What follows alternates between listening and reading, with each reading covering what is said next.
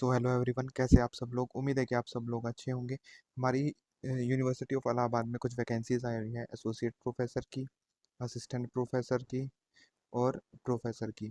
तो उसके लिए क्या एलिजिबिलिटी क्राइटेरिया है, कि हमारा एग्ज़ाम कब होगा, इंटरव्यू कैसे लिया जाएगा, ये सारी चीज़ें एक बार हम डिस्कस कर लेते हैं। क्या सिलेबस रहेगा, क्या एग्ज़ाम पैटर्न रहेगा, फॉर्म को जो भरने की लास्ट डेट है वो कब तक रहेगी, हमारी फ़ीस कितनी लगेगी एग्ज़ाम फॉर्म भरने के लिए, और हमें फॉर्म को अप्लाई करना कैसे है।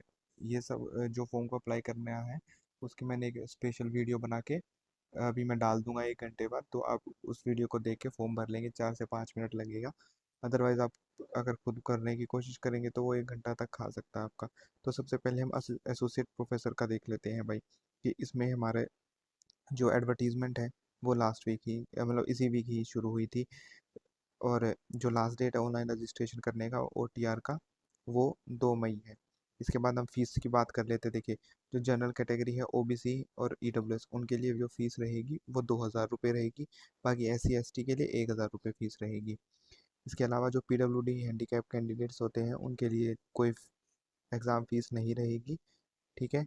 और जिन्होंने ऑलरेडी अब लास्ट टू लास्ट ईयर ये हमारे पास फॉर्म आया था, जिनका सिलेक्शन नहीं हुआ था या फिर हैंड रोक लिया गया था, तो उनको भी कोई फीस नहीं भरनी होगी। फैसिलिटेशन चार्जेस देने होंगे आपको 100 रुपये बस, बाकी फ़ीस आपको नहीं देनी होगी। इसमें हम कैटेगरी वाइज एक बार चेक कर लेते हैं कि हिस्ट्री के लिए 2 सीट है हमारी, एंथ्रो के लिए 1 सीट है, एटमॉस्फेरिक के लिए 1 सीट है, बायो के लिए 4 सीट है। ठीक है। इस तरीके से जो टोटल नंबर ऑफ सीट है वो हमारी दे रखी है। ठीक है। जो 40 कैटेगरीज में ये पोस्ट आ रखी हैं, आप अपनी अपनी कैटेगरी के अकॉर्डिंग इसको देख पाएंगे। ठीक है।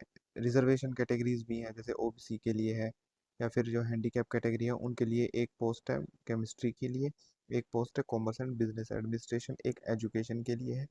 वैकेंसीज तो एक दो ही आती है भाई, एक ही जहाँ ये आपको जो मॉडर्न एंड मॉडियल हिस्ट्री थी उसमें 3 वैकेंसीज है, अदरवाइज तो वैकेंसीज काफ़ी कम रहती हैं।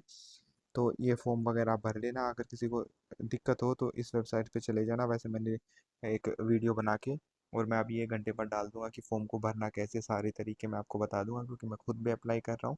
तो चैनल को सब्सक्राइब कर लेना, 1 से 1.5 घंटे बाद मैं वीडियो अपलोड कर दूंगा। सो इसके बाद हम चेक करते हैं दूसरा नोटिफिकेशन। ठीक है।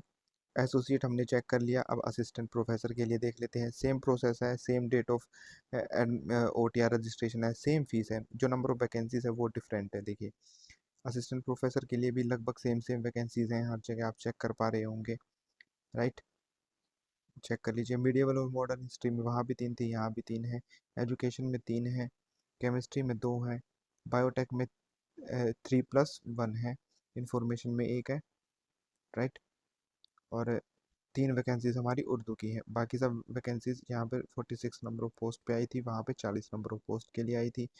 तो इसके अलावा हम और वैकेंसीज देख लेते हैं जो हमारी आई थी प्रोफेसर की। ये सबसे कम यही रहने की उम्मीद रहती है, क्योंकि प्रोफेसर थोड़ा सा हाई लेवल रहता है। तो जनरली यहाँ पे सब जगह एक एक ही सीट देख पाएंगे आप। जो 35 पोस्ट है उनके लिए आपका जो है एग्ज़ाम कंडक्ट किया जाएगा।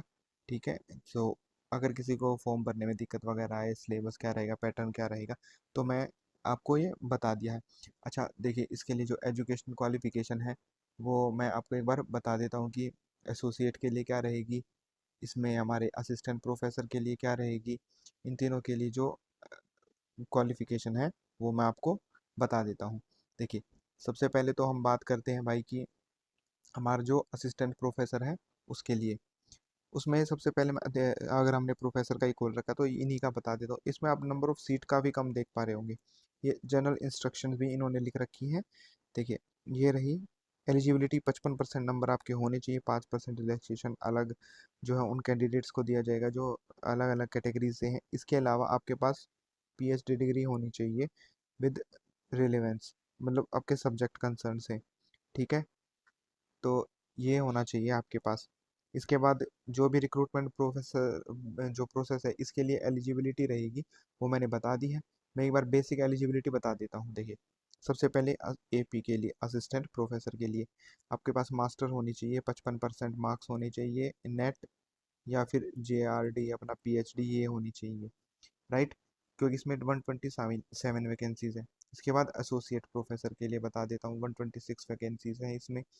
मास्टर्स प्लस 55% नंबर प्लस इसमें जो है आपके पीएचडी वगैरह भी आपकी मांग रखी है एजुकेशन क्वालिफिकेशन में। और जो हमारी प्रोफेसर हैं उसके लिए 64 वैकेंसीज़ हैं। मैं नया पेज ले लेता हूँ। 64 वैकेंसीज़ हैं, 55% है मास्टर्स डिग्री में। उसके अलावा ये मैंने आपको अभी अभी बता दिया कि पीएचडी होनी चाहिए, राइट। जिनके पास पीएचडी होगी उनको ऑलरेडी बेनिफिट मिलेगा। So all the best everyone, जिन जिनका सिलेक्शन इसमें होने